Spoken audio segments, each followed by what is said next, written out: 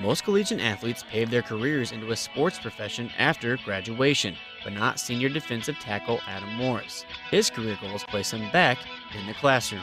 When I originally came, I wanted to do social studies, like history, education, and then just after talking to professors and just kind of what the job market looks like in education right now, I decided to switch to special ed, and I really enjoyed it, and I think it was a good switch for me.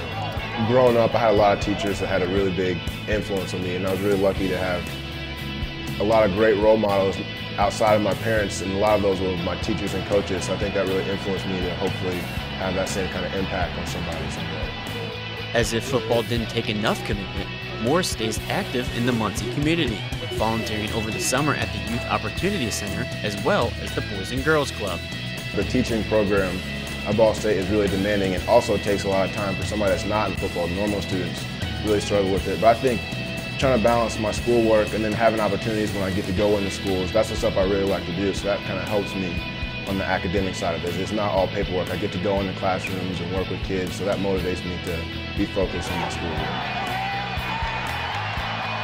When you're a defensive lineman getting double teamed all day, you need to be a rugged guy, and Adam certainly is when he's out on the field.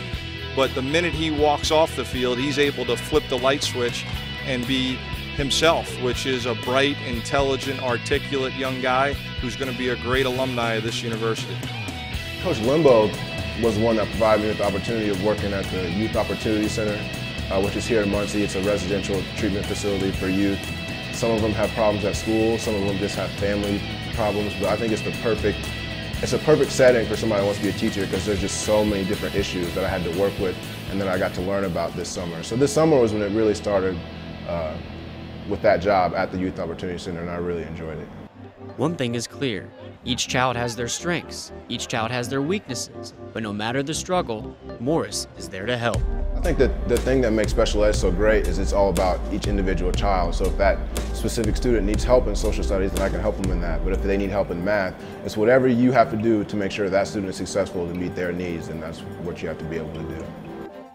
The reward is a lifelong effect that you have on that person. Because when I think about where I'm at now, it's all because of the things that I learned from other people. The things that those teachers and those coaches taught me is not just something I only use that day, that's something I'm going to use every day for the rest of my life. I would just say that I think there's a lot more people that would enjoy being teachers than they realize. I think the money kind of scares a lot of people off, and the work and the hours, but there's so much more. The reward that you get is so much more special than any amount of money could ever be. For Ball State Sports Link, I'm Josh Blessing.